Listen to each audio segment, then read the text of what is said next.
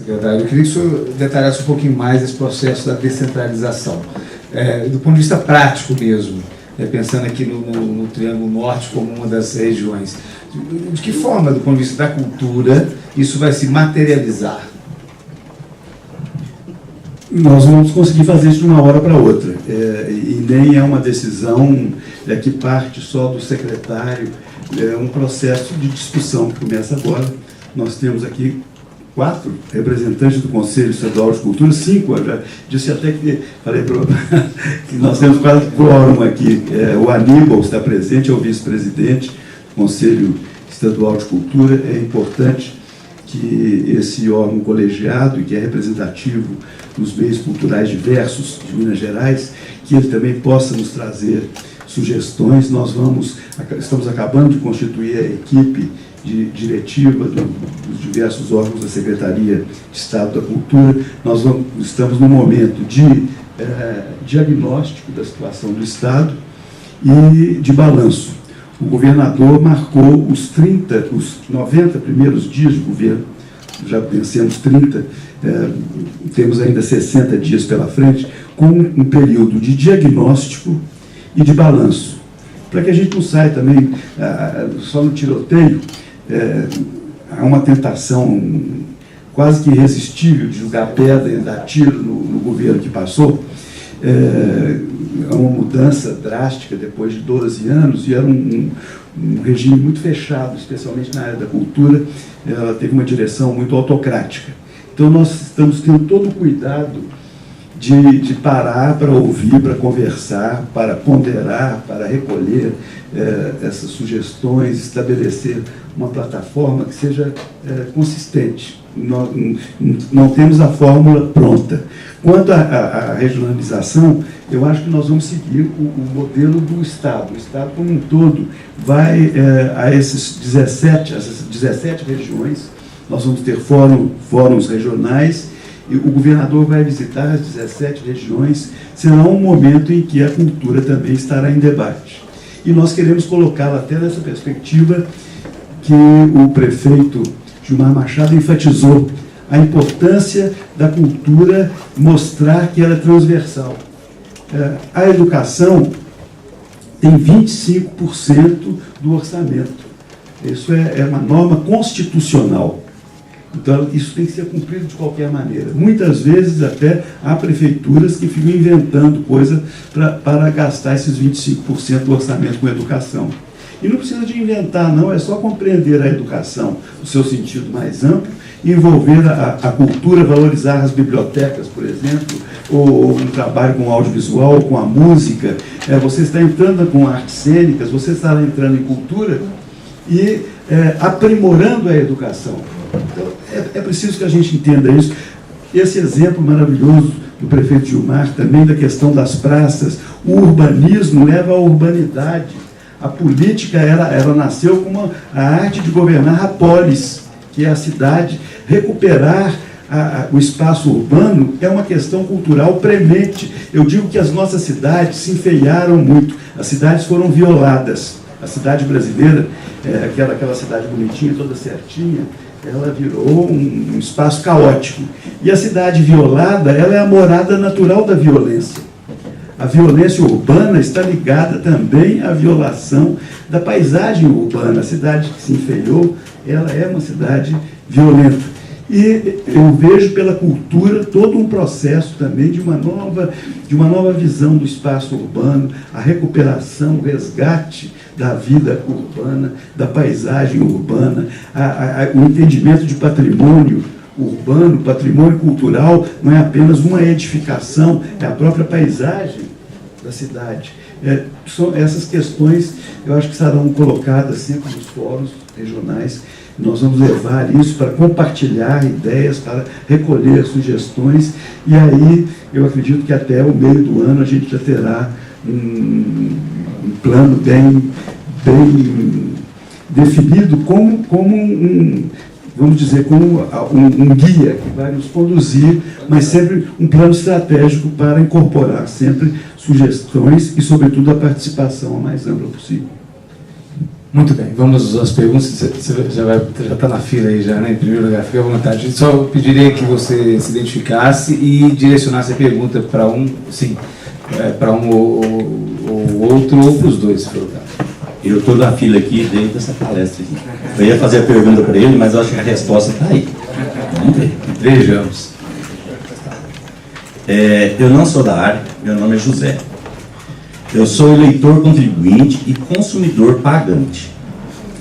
Como o governo só repassa nossos impostos, não seria mais legal a classe cultural forçar a reduzir o pagamento de imposto para você, caso eu, sem paternalismo, definir onde esta redução de imposto vai ficar aplicada na cultura da cidade do interior, e não ir tudo para a capital e eles fazem o que quiserem. Isto é descentralização democrática. Posso ir no Vale do Mucuri como turista, ou o Vale do Mucuri vir aqui para me consumir. Basta baixar os impostos. Quer responder, secretário? A legislação federal de incentivo à cultura, ela privilegia Uberlândia, por exemplo, porque Uberlândia tem um parque industrial maravilhoso, invejável, reconhecido internacionalmente. É uma cidade que tem sempre acumulado referências, não só no Brasil, mas hoje num contexto até internacional. E esse conjunto de empresas de Uberlândia facilita muito que ela possa obter patrocinadores via Lei Federal de Incentivo à Cultura, que é baseada no imposto de renda. Da mesma forma, ela é privilegiada com relação à lei estadual, porque a lei estadual está fundamentada no ICMS, que é o Imposto sobre Circulação de Mercadorias e Serviços, e é o imposto da indústria e do comércio. Então, há muitos patrocinadores em potencial. O problema é o Vale do Mucuri, que lá não tem esse parque empresarial, lá não tem esse elenco de patrocinadores em potencial, e eles ficam à mercê do próprio Estado, porque as prefeituras também têm uma arrecadação muito insuficiente, elas vivem do repasse mensal do governo federal. Muitas prefeituras vivem apenas do Fundo de Participação nos Municípios, o famoso FPM. Então, o importante é descobrir como equalizar, como estabelecer também mecanismos para atender as regiões que não são assistidas por todas essas possibilidades. O norte de Minas tem muita dificuldade. As empresas, por exemplo, sediadas em Montes Claros, elas estão na área da Sudene e elas já têm abatimento, elas não têm como investir nas leis de incentivo à cultura. Então, todo o norte de Minas e a região nordeste, o Vale do Jequitinhonha e o Vale do Mucuri, tem extrema dificuldade de captar recursos. Daí nós buscarmos também uma outra fórmula para captar recursos para a cultura. Aí há uma dedução dos impostos e esse dinheiro é canalizado diretamente para o investimento cultural. Nesse ponto, eu acho que até Uberlândia é uma cidade, em Minas Gerais, é das mais beneficiadas. Fora isso, José, a gente continua sonhando com a reforma tributária, né? Que aconteça algum dia. Vamos à próxima pergunta. Política tributária. Boa tarde a todos. Eu gostaria de dois questionamentos, um seria do senhor prefeito. A questão se pode, de repente, haver por parte do senhor alguma intervenção para a instalação do Pronatec Cultura em Uberlândia. Talvez isso aqui, as pessoas que estão aqui, quer dizer, interessadas na área de cultura, tanto da região quanto Uberlândia, seria uma forma de qualificação, assim como já existe em São Paulo. Então a pergunta é, existe a possibilidade de intervenção do senhor, se por exemplo, de interesse também? E uma outra questão para o secretário é que gostaria de saber se dentro dessa descentralização que se espera, né, nos próximos 4 anos, se existe essa relação de setoriais, se existe, por exemplo, para a nossa região aqui do Triângulo, mediante essa importância geográfica, a instalação, não sei se eu posso dizer isso, mas de algum polo de suporte, de repente, para os artistas locais, né? Eu digo isso, assim, com relação até mesmo à orientação de editais, que seria, por exemplo, seja o fundo de incentivo, né, os editais do Estado. Eu queria saber se existe, assim, se o senhor pensa, a priori, alguma coisa nesse sentido para Uberlândia. Eu faço essa reflexão rapidamente porque, por exemplo, hoje o que nós temos, né, dentro, por exemplo, do mecanismo local, normalmente a gente tem essa orientação de um dia, né, e poucos dias antes do que antecede, por exemplo, a inscrição de fato, né, da efetivação junto à Secretaria de Cultura. Só isso. Obrigado. Isso só já é bastante. Mas veja, senhor Beda, vamos fazer uma pergunta do senhor Beda, depois do Calvino, para a gente poder tentar agilizar. Estou vendo a fila ali, estou ficando preocupado aqui. Aí o prefeito e o secretário já respondem, tenta fazer um pacote de respostas. Brenda, representando a Associação Comercial, prefeito, você lembrou muito bem do Natal de Luz. Realmente foi um espetáculo. Encheu os olhos da comunidade. Parabéns a você e a sua equipe. Minha pergunta é ao prefeito. O nosso Teatro Municipal é um cartão postal da nossa cidade. Queria saber se ele está totalmente pronto. E a segunda seria o seguinte: qual é o futuro projeto o Teatro Grande Hotel? Obrigado. Calvino, por favor. Boa tarde a todos. Rapidamente aqui eu queria deixar claro que desde o ano passado nós criamos a Comissão de Cultura da OAB, né, para tentar dar mais um braço, né, assessorando tanto o pessoal da prefeitura, né, o máximo que a gente puder, porque a gente, até como professor universitário no curso de Direito, a gente ensina os nossos alunos a trabalhar em projetos-leis, ver a importância de um projeto-lei, né, para ter como acessório tanto ao poder público, né, como a própria iniciativa privada. Breda aqui, que também agradeci até pela oportunidade, porque o caso do cover que eu faço dos Secos Molhados, né, lá na praia e tudo. Mas o que eu queria deixar bem claro aqui é uma luz que nos deu o Marcelo, né, agradecer que a aula que nos deu o Marcelo aqui, falar justamente dessa, buscar o público, né? Isso talvez seria o nosso grande viés, porque Uberlândia é agraciada com a qualidade dos artistas, né? Isso a gente tem orgulho, né? Porque se a gente precisar, temos artistas de todas as áreas, né? Estamos lutando com essa dificuldade, realmente, a gente sabe, financeira do poder público. Então, por quê? E eu gostaria de saber se existe já algum trabalho diretamente junto com a Secretaria de Educação, né? Eu faço a pergunta tanto para o Gilmar quanto para o Ângelo, se já existe esse trabalho, porque nós temos que trabalhar realmente e criar um público que consiga discernir, que consiga perceber e saber distinguir um pouco do que é bom ou ruim. Não estou entrando na questão de mérito, de valor, de gosto, né? Gostar, você gosta, quiser, isso não quero dizer que existe. Eu nunca vou esquecer a oportunidade que eu tive de estar com o Ney Mato Grosso, quando ele me deu umas orientações no show que eu fazia, e eu falei também: o que você acha do que está acontecendo com esses estilos vulgares? Ele me deu um tapa. Ele falou: não existe nenhum estilo vulgar. Existe vulgaridade dentro dos estilos. Não existe nenhuma arte vulgar, existe vulgaridade dentro das expressões artísticas. E isso é real. E nós temos aí um inimigo fantástico, né, que é essa grande mídia, que direciona um consumismo de obras, produtos que são perecíveis. Porque nada melhor do que você comprar uma música hoje que daqui a um mês eu não aguento mais ouvir, que ela é bombardeada em todos os meios. Então acho que talvez a única forma seria realmente fortalecer essa ideia de se trabalhar o público dentro das escolas.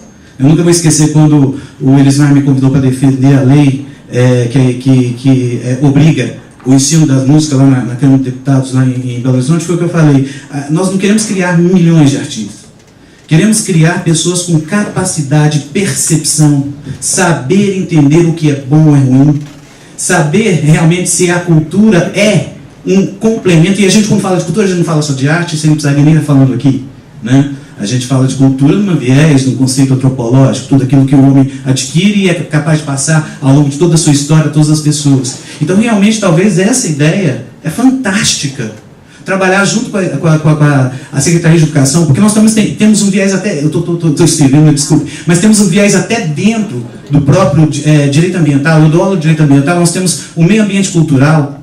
A cultura pode ser protegida como um bem difuso. Nós temos vários projetos dentro das questões ambientais, como um meio ambiente cultural a ser preservado como conhecimento humano, né, e característico. E algumas culturas, como os indígenas, passam a ser protegidas até no seu direito, né, paralelo com um direito de autor, porque você não identifica um autor ao longo da história indígena, mas pelo menos da tribo. Então, por quê? Será que já existem projetos assim que trabalham? E como é que está essa perspectiva? Obrigado. O secretário vai falar sobre o âmbito do Estado, mas prefeito, acho, tentando recapitular a questão do Pronatec, você está lembrando então, Pronatec, os teatros e essa questão da relação com a educação.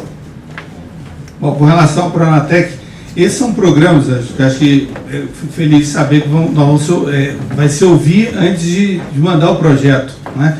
E sempre os projetos chegam e depois a gente tem que correr atrás deles para nos adaptar. Então, o Pronatec é um programa maravilhoso, nós já estamos aplicando em algumas áreas, mas o da cultura a gente está trabalhando para que esse ano a gente, o Uberlândia, também possa participar e ter quem vai exatamente executar esse programa, ter também o Pronatec Cultural também em Uberlândia. Então, esse é algo que a gente já está trabalhando nisso. Com relação ao teatro, nós estamos praticamente já, o Teatro Municipal, praticamente quase todo pronto, quase todos os equipamentos, mas ainda faltam alguns para a gente concluir ele definitivo, mas nós temos hoje uma disputa, né?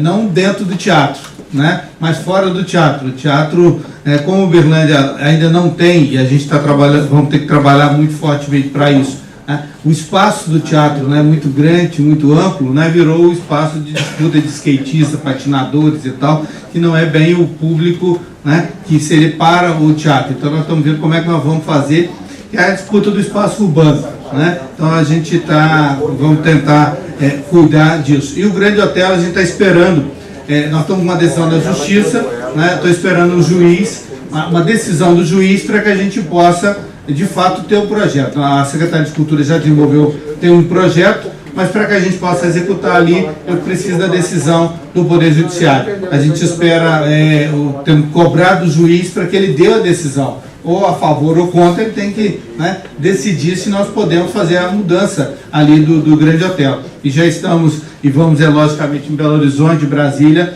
tentar viabilizar a reforma, né, dele. Não, exatamente, esse é o debate. O que é tombamento?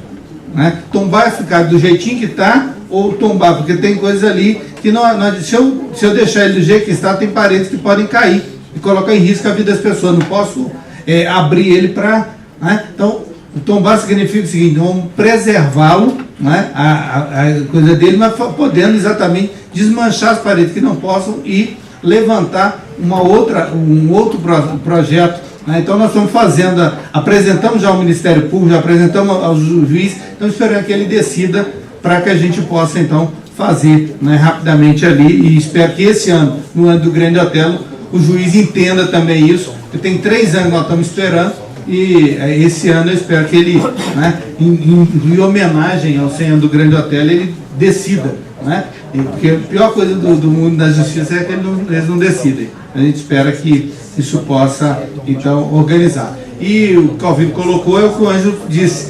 Hoje nós temos programas que chegam, né? Eu particularmente acho que o Mais Cultura é maravilhoso, mas ele tem que ter uma sintonia com a cultura, porque nós não podemos mais... ele trabalha num tipo de visão que não abre, né, para a formação de público. Ele é exatamente um programa só para a escola. Então ele tem que ser um projeto para a escola, mas que a comunidade possa ter um acesso mais amplo. É o que a gente está tentando fazer aqui, mesmo fugindo um pouquinho do que a regra nacional diz, mas nós já estamos fazendo isso, juntando polos, garantindo também o espaço dos distritos, da área rural com a área urbana, intercalando esse processo. Mas eu particularmente acho que a gente tem que dialogar mais, né, e que não venha só pacotes fechados, que a gente tenha a possibilidade de poder conversar melhor com as experiências também. Bom, vamos seguir com as perguntas, por favor, Viviane. Boa tarde a todos. A minha área de atuação é o turismo. E a pergunta que eu faço nesse momento, secretário, é qual seria a articulação, o diálogo que poderia ser estabelecido entre a Secretaria de Cultura com as Secretarias de Educação e a Secretaria de Turismo, no sentido de fomentar um turismo de base comunitária na nossa região. Nós sabemos que o turismo é uma atividade geradora de oportunidades de renda, trabalho e difusão da cultura. Então eu gostaria de saber se há alguma iniciativa nesse sentido. Uberlândia, né, Gilmar, elas têm um turismo de eventos e negócios consolidado. Então nós precisamos avançar para um turismo de base comunitária, democratizando o turismo na nossa região. Acho que nós avançamos com o turismo da terceira idade. Uberlândia tem hoje um programa público de turismo inovador no país, que é o programa Trilhas da Longevidade. É um programa público subsidiado para idosos com renda até 2 salários mínimos, com idade igual ou superior a 60 anos, e que tem a oportunidade, né, de fazer viagens turísticas. São pessoas que contribuíram para o crescimento dessa cidade, cuidaram de suas famílias e que nunca tiveram oportunidades. E com esse programa, que é um programa que inclusive foi reconhecido pelo Congresso Mundial de Turismo Social como uma política inovadora, merece o nosso destaque, né, e o nosso reconhecimento. Mas eu acho que ainda é pouco. Nós precisamos implantar aqui um turismo de base comunitária, um turismo rural que valorize a identidade da nossa região, né? Os visitantes vêm a Uberlândia e precisam saber, né, o que é conhecer os nossos atrativos naturais. Nós temos aqui o café, nós temos a cachaça, nós temos o caso dos irmãos Naves, que foi, né, pode ser tomado como uma história, um caso emblemático de erro jurídico, pode ser transformado no atrativo turístico. Nós temos a cidade de Conquista, um núcleo da cultura italiana. Então tem muito que se fazer para poder democratizar ainda mais o turismo, permitir que mais pessoas viajem e com isso mobilize a economia. Tá bom? Obrigado, Viviane. Eu vou, só para por questão de tempo, as perguntas vão encerrar ali na Cátia. A Cátia até fez um bloqueio, né, para o secretário responder. E eu vou pedir também, por mais que a gente... então, vou fechar, vou finalizar em você. E vou passar para o secretário. E eu gostaria que, assim, na medida do possível, que ele tentasse ser um pouco mais objetivo nas perguntas, por favor. Nós também gostaríamos eu podia ficar falando horas aqui, que vocês têm que me ajudar, porque eu falo muito. Mas, porque as questões, as análises, as sugestões que estão sendo levantadas aqui são interessantíssimas. A sua colocação sobre o turismo é muito importante e mostra que Uberlândia dá, mais uma vez, um exemplo nacional e até internacional. No exterior, nós vemos muitos países em que o turismo dos idosos, o turismo de terceira idade, já é um plano econômico há muito tempo incentivado. E isso só agora acontece no Brasil. O idoso brasileiro rejuvenesceu e aprendeu a viajar. Então, nós vemos que ele está por toda parte e vocês dão um exemplo maravilhoso que isso tem que ser organizado e incentivado. E eu lembraria também que, no ano passado, nós tivemos o centenário de Lina Bobardi, a grande arquiteta, que deixou uma obra sensacional em Uberlândia, que foi restaurada, a Igreja do Divino Espírito Santo do Cerrado, e ela é um atrativo turístico e cultural também da maior importância em Uberlândia. Bem lembrado. Aníbal Macedo, eu sou vice-presidente lá do Conselho, pelo menos até a nossa primeira reunião, onde vai ter outra eleição de vice-presidente, e algo me diz que esse cargo vem para Uberlândia na próxima eleição. Mas eu queria fazer um esclarecimento para todos. A primeira gestão do Conselho Estadual de Cultura, nós tínhamos 4 representantes do interior entre 22 conselheiros. Hoje nós já somos 10. Nós temos 3 pessoas da República de Uberlândia, um do sul de Minas, um da Zona da Mata, um do Centro-Oeste, um do Jequitinhonha, 2 da região metropolitana, um inclusive de Ouro Preto, e um do Mucuri, que é o Bruno, que está aí inclusive.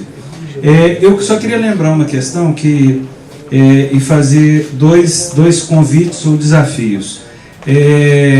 A questão da qualificação do agente cultural, do produtor cultural e de quem participa do sistema, foi muito bem lembrado pelo secretário, que é importante, mas eu queria lembrar a questão do PPAG. Nós vamos ter a discussão de PPAG do Estado esse ano, e nós vamos levar lá para o Conselho a questão da participação dos conselheiros no PPAG na área de cultura.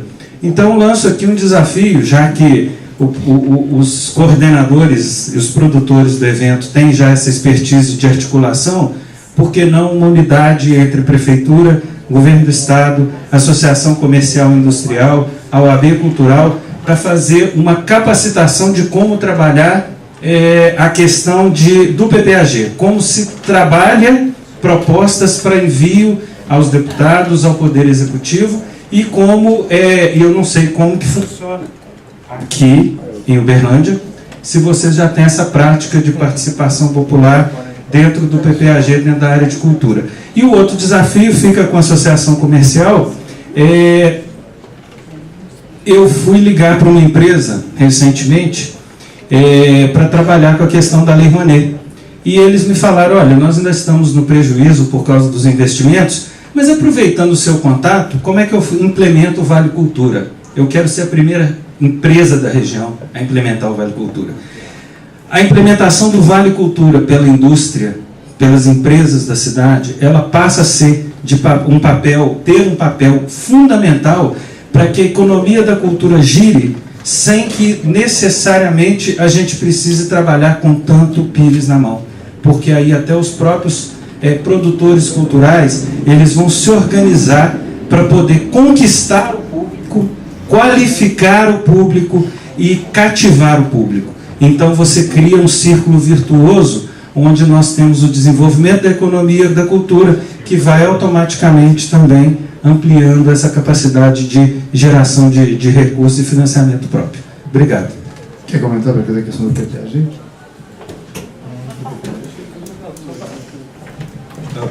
Parabéns, amigo, por ter lembrado o Vale Cultura. R$50 por mês no cartão. As empresas podem pagar aos seus empregados, e isso é uma injeção de recursos no campo da cultura, porque as pessoas vão comprar livros, vão ao teatro, vão ao cinema. É um dinheiro que está entrando na área da cultura. E uma questão que foi anteriormente colocada aqui sobre não vir aqui só uma vez por ano explicar o que é a Lei Estadual de Incentivo à Cultura. Nós vamos aproveitar esses encontros regionais para difundir informações importantes, não só sobre a lei estadual, mas também sobre a lei federal, sobre o Vale Cultura, tudo aquilo que interessa aos municípios na perspectiva da descentralização e da profissionalização dos agentes que atuam na área da cultura, especialmente nas prefeituras, porque eles ficarão lá repassando esse conhecimento. E o Vale Cultura é aquele dinheiro que o Marcelo falou, né, que não existe, pode passar a existir imediatamente. Vamos para a próxima pergunta, e eu vou insistir de novo na objetividade com relação à pergunta, por favor, porque estamos querendo entrar para o Guinness, né, prefeito? Bom, eu sou Eliana, Gilmar Machado me conhece como organizadora do Festival de Quadrilhas Juninas aqui da cidade. E queria perguntar ao Gilmar e ao senhor também, secretário Ângelo Osvaldo. Gosto do Osvaldo, que meu esposo chama Osvaldo. Então, aqui na cidade de Uberlândia, a gente tem uma contabilidade dos contadores e as empresas que assustam e não conhecem essa lei de incentivo. E pela primeira vez nós conseguimos, Gilmar, aprovar no Estado um recurso para realizarmos em junho um Festival Nacional de Quadrilha. Minas Gerais, foco Belo Horizonte, Triângulo Mineiro, só a cidade de Uberlândia. E o povo assusta. Então nós temos a Secretaria de Cultura como apoiadora, mas o Gilberto não tem dinheiro suficiente e a gente precisa que os nossos empresários sejam sensibilizados. Vocês têm meta de sensibilizá-los através de campanha, na televisão, dizer o governo renuncia à questão fiscal, faz renúncia para que você apoie a cultura. Tem campanha? Vamos a uma última pergunta para a gente ir para as respostas.